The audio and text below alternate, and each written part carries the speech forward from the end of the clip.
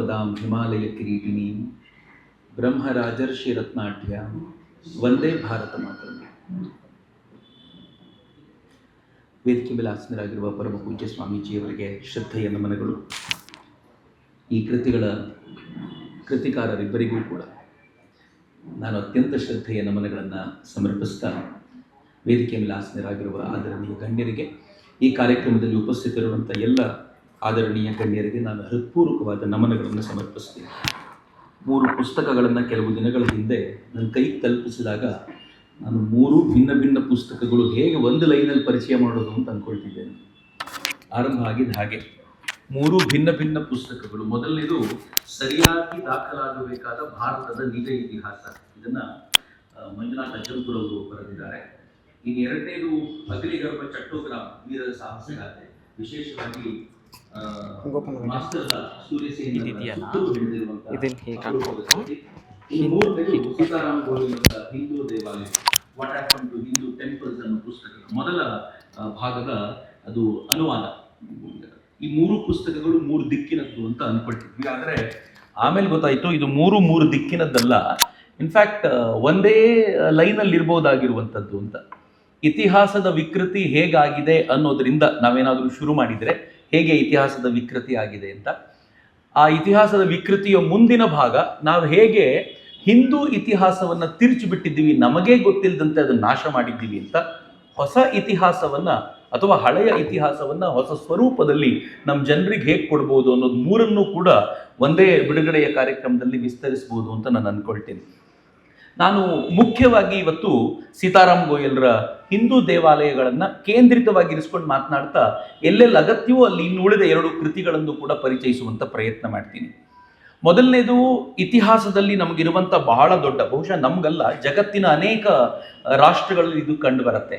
ಬಹುಶಃ ಕೋನಾರ್ಡ್ ಎಲ್ಸ್ ತಮ್ಮ ನೆಗೇಷನಿಸಮ್ in India ಅನ್ನುವಂಥ ಕೃತಿಯಲ್ಲಿ ತುಂಬ ಸ್ಪಷ್ಟವಾಗಿ ಈ ನಿರಾಕರಣವಾದ ಹೇಗೆ ಜಗತ್ತಿಗೆ ಒಂದು ರೋಗವಾಗಿದೆ ಅನ್ನೋದನ್ನು ಎಕ್ಸ್ಪ್ಲೈನ್ ಮಾಡ್ತಾ ಹೋಗ್ತಾರೆ.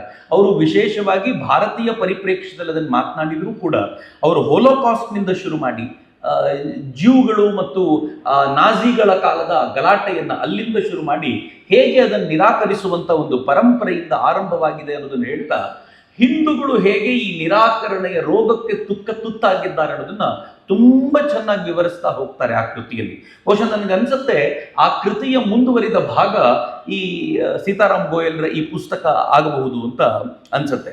ನಿರಾಕರಣೆ ಅಂತಂದ್ರೆ ಏನಂದ್ರೆ, ಇತಿಹಾಸದಲ್ಲಿ ಯಾವ ಘಟನೆ ನಡೆದಿದೆಯೋ ಕಾಲಕ್ರಮದಲ್ಲಿ ಅಂಥದ್ದೊಂದು ಘಟನೆ ನಡೆದೇ ಇಲ್ಲ ಅಂತ ಹೇಳುವಂಥ ಪ್ರಕ್ರಿಯೆ ಇದೆಯಲ್ಲ, ಅದನ್ನು ನಿರಾಕರಣವಾದ ಅಂತ ಕರಿಬಹುದು ಅಂತ, ನೆಗೇಷನಿಸಮ್ ಅಂತ ಅದನ್ನು ಕರೀತಾರೆ ಅಂತ.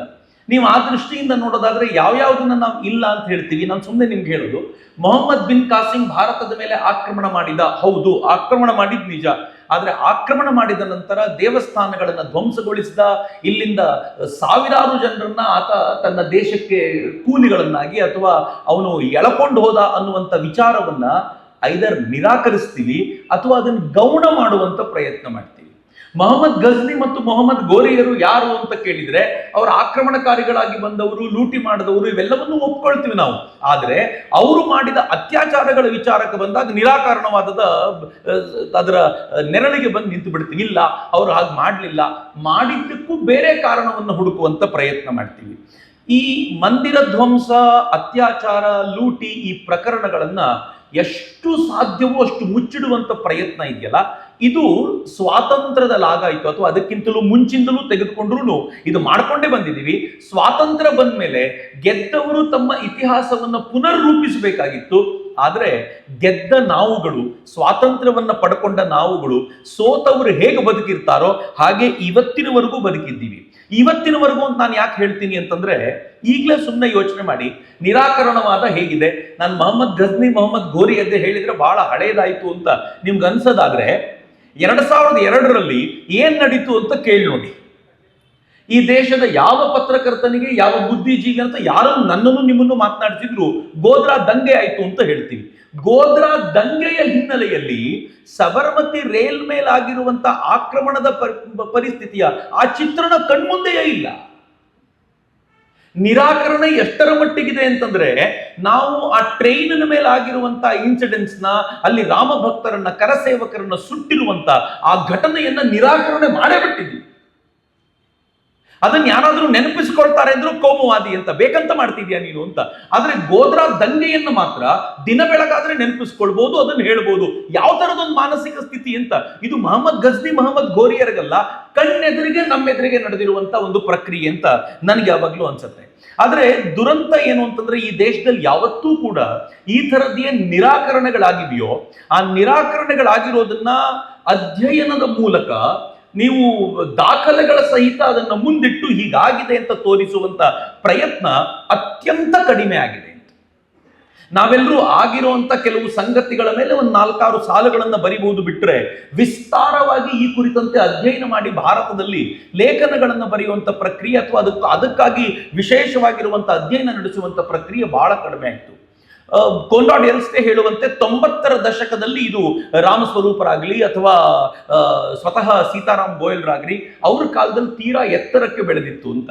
ನಾನು ಹಾಗೆ ಕನ್ನಡದಲ್ಲಿ ಮೊದಲ ಬಾರಿಗೆ ನಾನು ಓದಿರುವಂತ ಕೃತಿ, ಅದಕ್ಕಿಂತ ಹಿಂದೆ ಅನೇಕ ಕೃತಿಗಳು ಬಂದಿರಬಹುದು, ನಾನು ಹೋವೆ ಶೇಷಾದ್ರಿ ಅವರ ಕೃತಿಗಳನ್ನು ಓದುವಾಗ, ಅದರಲ್ಲೂ ದೇಶ ವಿಭಜನೆಯ ದುರಂತ ಕಥೆಯಲ್ಲಿ ಅವರು ವಿಸ್ತಾರವಾಗಿ ಏನೇನಾಯಿತು ಅನ್ನೋದನ್ನ ಎಳೆಯಾಗಿ ಬಿಚ್ಚಿಡುವಾಗ ಆಶ್ಚರ್ಯ ಅನ್ನಿಸ್ತಿತ್ತು. ಹೌದಾ, ಹೀಗೆಲ್ಲ ಆಗಿರೋದು ಸತ್ಯನಾ ಅಂತ. ಯಾವುದನ್ನು ನಮ್ಮ ಪಠ್ಯ ಪುಸ್ತಕಗಳಲ್ಲಿ ನಾವು ಯಾವತ್ತೂ ಓದಲೇ ಇಲ್ವೋ ಅಂಥದ್ದೊಂದು ವಿಶೇಷವಾಗಿರುವಂತ ಎಳೆಯನ್ನ ಅವ್ರು ಹಿಡ್ಕೊಂಡು ಕರ್ಕೊಂಡು ಹೋಗ್ತಿದ್ರಲ್ಲ, ಆ ಥರದ ಒಂದು ಸಾಹಿತ್ಯ ನಮ್ಮ ನಾಡಿನಲ್ಲಿ ಬಂದಿದ್ದು ಬಹಳ ಕಡಿಮೆ. 90ರ ದಶಕದಲ್ಲಿ ಒಂದು ಪೀಕಿಗೆ ಹೋಯ್ತು, ಆನಂತರ ಮತ್ತೆ ಡೌನ್ ಆಗೋಯ್ತು. ನಾವು ಎಷ್ಟರ ಮಟ್ಟಿಗೆ ಈ ಸೆಕ್ಯುಲರ್ ಭಾವದಲ್ಲಿ ನಮ್ಮನ್ನು ನಾವು ಅಳವಡಿಸಿಕೊಂಡು ಮುಳುಗಿ ಹೋಗ್ಬಿಟ್ವಿ ಅಂತಂದ್ರೆ, ಆ ಸೆಕ್ಯುಲರ್ ಭಾವಕ್ಕೆ ಸಣ್ಣದೊಂದು ಧಕ್ಕೆ ಬಂದರೂ ನಾವು ಸಹಿಸ್ಕೊಳ್ಳೋದಿಲ್ಲ. ಸೆಕ್ಯುಲರ್ ಭಾವ ಅಂದ್ರೆ ಯಾವುದು? ಮುಸಲ್ಮಾನರನ್ನ ಬೈಬಾರದು.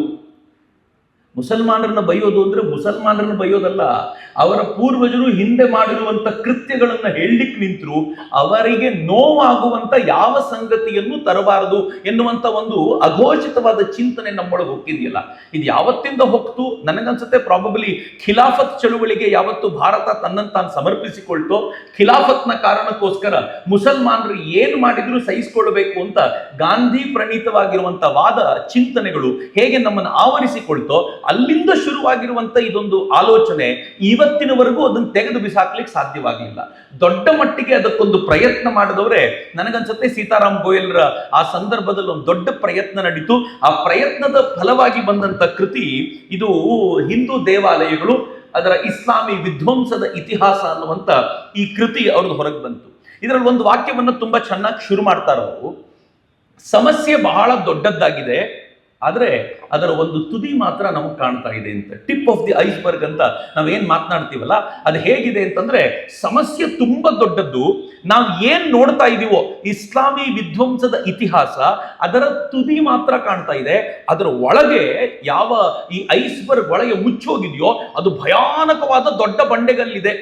ಅವ್ರು ಮುಂದುವರೆದು ಹೇಳ್ತಾರೆ, ಹಿಮಗುಡ್ಡ ಮುಳುಗಿಯೇ ಇರುವಂತೆ ಮಾಡುವಲ್ಲಿ, ಈ ಭಯಾನಕವಾದ ಈ ಹಿಮದ ಬಂಡೆ ಯಾವಾಗಲೂ ಮುಳುಗಿಯೇ ಇರುವಂತೆ ಮಾಡುವಲ್ಲಿ ಯಾರ ಪಾತ್ರ ಇದೆ ಅಂತ ಕೇಳಿದ್ರೆ ಸೀತಾರಾಮ್ ಗೋಯಲ್ ಹೇಳ್ತಾರೆ, ಬಹಳ ಚೆನ್ನಾಗಿದೆ ಈ ಸೆಂಟೆನ್ಸು, ಇತಿಹಾಸಕಾರರ ಮಾರುವೇಷದಲ್ಲಿರುವ ಮಾರ್ಕ್ಸ್ವಾದಿ ರಾಜಕಾರಣಿಗಳ ಪಾತ್ರ ಬಹಳ ದೊಡ್ಡದಾಗಿದೆ ಅಂತ.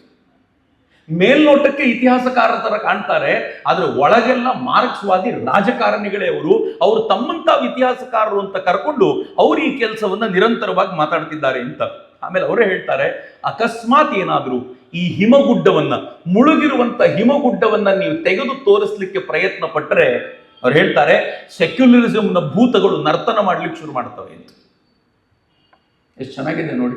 ಇವರು ಬರೆದು ನನಗನ್ಸುತ್ತೆ 3 ದಶಕಗಳಾದರೂ ಕಳೆದಿರ್ಬೋದು, 3-3.5 ದಶಕಗಳು. ಆದರೆ ಇವತ್ತಿನವರೆಗೂ ಈ ಸಾಲುಗಳು ಅಷ್ಟೇ ಪ್ರಸ್ತುತವಾಗಿರುವಂತ ಸಂಗತಿ ಅಂತ. ವಾಸ್ತವವಾಗಿ ನಾವು ಇತ್ತೀಚೆಗೆ ತುಂಬಾ ದೊಡ್ಡ ಚರ್ಚೆ ಮಾಡ್ತಿದ್ವಿ. ಇತ್ತೀಚೆಗೆ ಅನೇಕ ಚಿಂತಕರು ಮಾತನಾಡ್ತಾ 2 ಪದವನ್ನು ತುಂಬಾ ಹೇಳ್ತಾರೆ, ಸ್ವಯಂಬೋಧ ಮತ್ತು ಶತ್ರುಬೋಧ. ಈ 2ರ ಬಗ್ಗೆ ತುಂಬಾ ಮಾತನಾಡ್ತೀವಿ ನಾವು. ನಮ್ಮ ಆಧ್ಯಾತ್ಮದಲ್ಲಿ, ಭಾರತೀಯ ಆಧ್ಯಾತ್ಮಿಕ ಪರಂಪರೆಯಲ್ಲಿ ಇವೆರಡರ ಚರ್ಚೆ ಯಾವತ್ತೂ ಆಗ್ಲಿಲ್ಲ ಅಂತೇನಿಲ್ಲ. ಸ್ವಯಂಬೋಧ ಅಂದ್ರೆ ನಮ್ಮನ್ನು ನಾವು ತಿಳ್ಕೊಳ್ಳೋದು, ಶತ್ರುಬೋಧ ಅಂದ್ರೆ ಯಾರನ್ನು ಎದುರಿಸಬೇಕೋ ಅವರನ್ನು ತಿಳ್ಕೊಳ್ಳೋದು. ಈ ಎರಡೂ ಕೂಡ ನಮ್ಗೆ ಆಗ್ಲೇಬೇಕು ಅಂತ. ಆದ್ರೆ ಭಾರತೀಯ ಇತಿಹಾಸದ ದೃಷ್ಟಿಕೋನದಿಂದ ನಾವು ಸ್ವಯಂಬೋಧ ಎಷ್ಟು ಮಾಡ್ಕೊಳ್ಳಿಕ್ ಪ್ರಯತ್ನ ಪಡ್ತೀವೋ, ಶತ್ರುಗಳನ್ನ ಅರಿಯುವಂತ ಪ್ರಯತ್ನ ನಾವು ಯಾವತ್ತೂ ಮಾಡಲೇ ಇಲ್ಲ ಅಂತ. ಆದ್ರೆ ಈ ಕೃತಿಯಲ್ಲಿ ಶತ್ರುಗಳು ಯಾರು, ಅವರ ಮೋಡಸ್ ಆಪರಾಂಡಿ ಏನು, ಹೇಗೆ ವರ್ಕ್ ಮಾಡ್ತಾರೆ ಅನ್ನೋದು ತುಂಬಾ ಚೆನ್ನಾಗಿ ಗೊತ್ತಾಗುತ್ತೆ. ನಾನು ಸೀತಾರಾಮ್ ಗೋಯಲ್ರನ್ನೇ ಉಲ್ಲೇಖ ಮಾಡ್ತಾ ಹೋಗ್ತೀನಿ, ಮಧ್ಯೆ ಮಧ್ಯೆ ಬೇರೆ ಬೇರೆ ಅನೇಕ ಲೇಖಕರನ್ನ ಉಲ್ಲೇಖ ಮಾಡ್ತೀನಿ.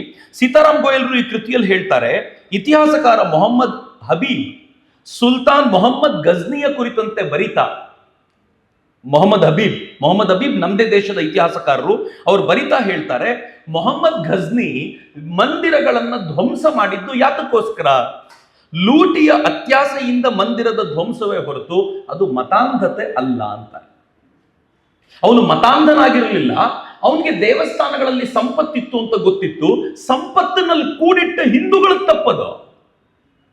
ನೀವು ಸಂಪತ್ತಿನಲ್ಲಿ ಕೂಡಿಡಿರಲಿಲ್ಲ ಅಂತಂದಿದ್ರೆ ಅವನು ದೇವಸ್ಥಾನಕ್ಕೆ ಹೋಗ್ತಿರ್ಲಿಲ್ಲ ಅಂದ್ರೆ ಮೂರ್ತಿಗಳ ಧ್ವಂಸ ಮಾಡುವ ಪ್ರಮೇಯವೇ ಇರಲಿಲ್ಲ. ಅವನಿಗೆ ಮೂರ್ತಿಗಳನ್ನು ಧ್ವಂಸ ಮಾಡಬೇಕು ಅನ್ನೋ ಉದ್ದೇಶ ಇರಲಿಲ್ಲ, ಸಂಪತ್ತನ್ನು ಲೂಟಿ ಮಾಡಬೇಕು ಅಂತಿದ್ದರಿಂದ ಅಲ್ಲಿಗೆ ಹೋದ ಅಂತ. ಇದನ್ನ ನೇರ ಸ್ವೀಕಾರ ಮಾಡಿದ ನಮ್ಮ ಈ ದೇಶದ ಮೊದಲ ಅಥವಾ ಎರಡನೇ ಪ್ರಧಾನಮಂತ್ರಿ, ಏನಾದ್ರೂ ತಿಳ್ಕೊಳ್ಳಿ, ಪ್ರಧಾನಮಂತ್ರಿ ಆಗಿದ್ದಂತ ಜವಾಹರ್ಲಾಲ್ ನೆಹರು ಹೇಳಿದ್ರು, ಘಜ್ನಿ ಮತನಿಷ್ಠನಾಗಿರಲಿಲ್ಲ.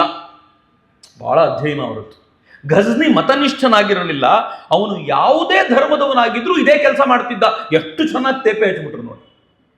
ಮಹಮ್ಮದ್ ಘಜ್ನಿ ಅಕಸ್ಮಾತ್ ಹಿಂದುವಾಗಿ ಹುಟ್ಟಿದ್ರು ಅವನಿಗಿರುವಂತ ಕ್ಯಾರೆಕ್ಟರ್ಗೆ ಅವನ ದೇವಸ್ಥಾನಗಳನ್ನು ಧ್ವಂಸ ಮಾಡಿರ್ತಿದ್ದ. ಯಾಕೆ ಅಂದ್ರೆ ಅಲ್ಲಿ ದುಡ್ಡಿತ್ತು, ಅವನು ಮತನಿಷ್ಠನಾಗಿರಲಿಲ್ಲ ಅಂತ. RC ಮಜುಮ್ದಾರರು ಇವಕ್ಕೆಲ್ಲ ಉತ್ತರ ಕೊಟ್ಟು, ಬಹಳ ದೊಡ್ಡ ಇತಿಹಾಸಕಾರರು, ಇದಕ್ಕೆಲ್ಲ ಉತ್ತರ ಕೊಟ್ಟು ಅವರು ಬರೆದಿರುವಂತ ಲೇಖನಗಳಿಗೆ ಅಥವಾ ಅವರು ಬರೆದಿರುವಂತ ಕೃತಿಗಳಿಗೆ 3 ಜನ ಲೆಫ್ಟಿಸ್ಟ್ ರೈಟರ್ಗಳು ಕೂತ್ಕೊಂಡು ಪುಸ್ತಕವನ್ನೇ ಬರೆದ್ರು. ಆ ಬರೆದಿರುವಂತ ಪುಸ್ತಕವನ್ನ ಆನಂತರ ಹೈಯರ್ ಸ್ಟಡೀಸ್ಗೆ ಭಾರತ ಟೆಕ್ಸ್ಟ್ ಬುಕ್ ಮಾಡ್ತು.